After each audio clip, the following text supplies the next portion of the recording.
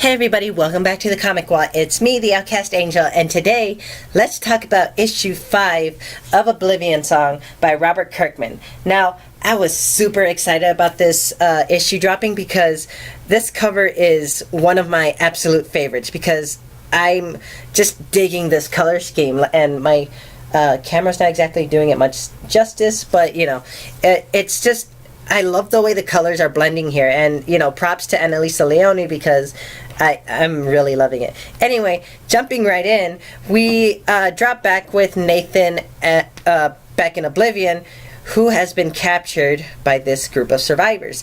Now, their leader, Maria, has presented him with one of his transport darts, and when he tries to, you know, explain what it is, she cuts him off and says, "Save it, you're gonna explain it to our leader, Ed," which is supposedly his brother. But we end up leaving them for a second to drop back in with Bridget and Duncan, who are analyzing some of the samples that Nathan's been bringing back from Oblivion. And turns out that one of these samples actually has a promise for some kind of antibiotic or something. And Bridget wants to celebrate, but Duncan is more focused on immersing himself more into his work, which, as we know, that's kind of putting a strain on their marriage, you know. And so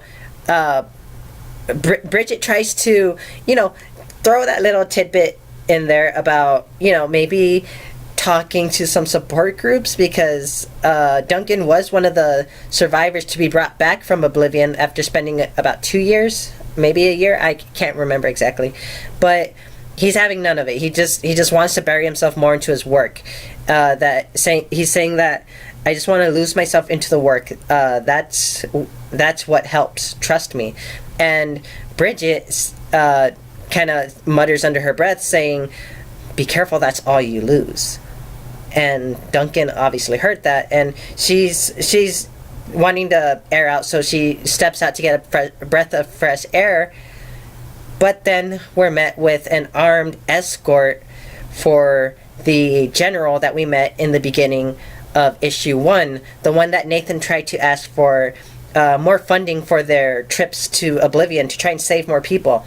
And he also has his girlfriend Heather in tow with him, so they're obviously looking for him. As we saw in issue 4, someone was tailing Nathan when he went into a storage shed, and that where he's been working on some kind of device, and I'm not even too sure what it is. You know, he was having some trouble with it, but this general wants to know what it is because he's come here to look for him, but he's obviously not there.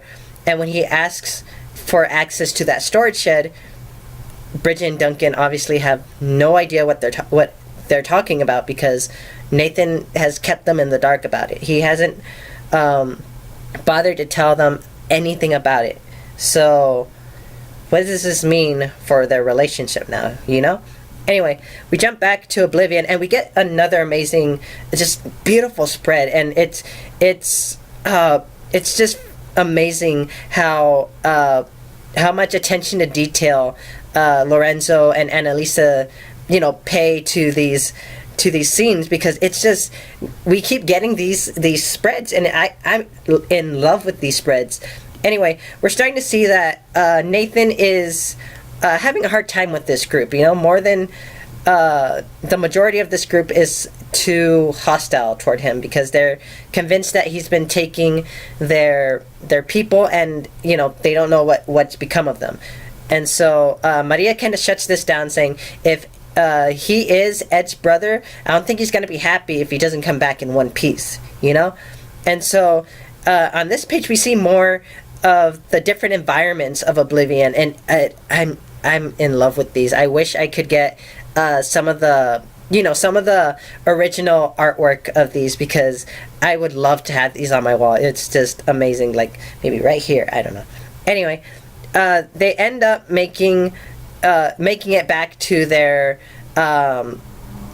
base, which is this small little village, and it almost looks like little makeshift shacks and houses that have been built on the edge of this cliff that drops down into nothing, and it looks intense. I mean, it's amazing how much they put together, but at the same time, it's just, why would you want to be on the edge of a giant cliff that leads to God knows where, you know?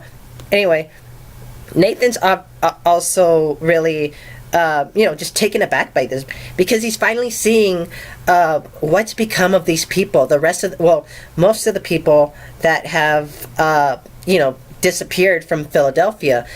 While they're there, Maria meets up with her son, and while they're, just talking to each other, Nathan decides to have a look around this village, where he finally finds his brother, Ed. And we get this cute little reunion between them, because they didn't leave things off on good terms before the transference, because obviously no one saw it coming, and for the longest time Nathan has been looking for his brother. So the whole time that he's been going back and forth between Oblivion and Earth trying to find more people, he was actually trying to find his brother, and now he's found him.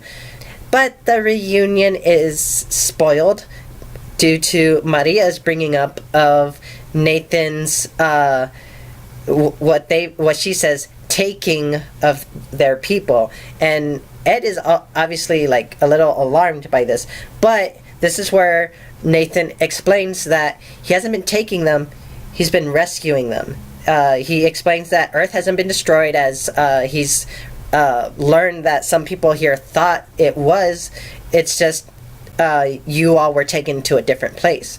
But Ed says something interesting here, where he says, what if they didn't want to go back? Did you ever ask any of them? But then Nathan fires back with, none of them have ever asked to come back. They've been, they're getting back to their lives, they're doing pretty well. But Ed isn't convinced, because he claims that everyone here is happier here. Like they're finally living a life. They finally have purpose to their life because they're surviving. Whereas in the real world, you're not exactly surviving, you're living. You're going to a job, you're going to school, you're working your life away for God knows how long to sustain yourself, but that's not exactly surviving. Whereas as we see in the next page, there's this attack above the village involving these giant bat-looking creatures, and I would almost call them dragons, but I don't know exactly what these creatures are in Oblivion. And we see just what kind of defense system this village has, because everyone takes up arms. Everyone, they're not exactly using guns like I was confused about before.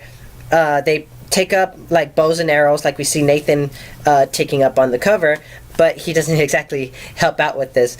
And they take down these flying creatures, and turns out they actually use these creatures for food, which actually explains one question: what are they eating?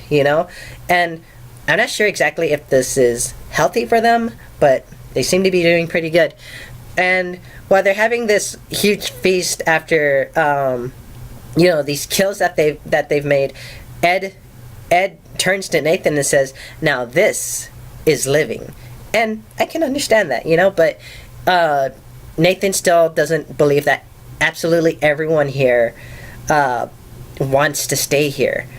Now we jump back to Earth, where the general and his armed escorts have taken Bridget and Duncan to this storage shed that Nathan has been working out of, and they have no idea, they're clueless as to what's inside and what Nathan's been working on.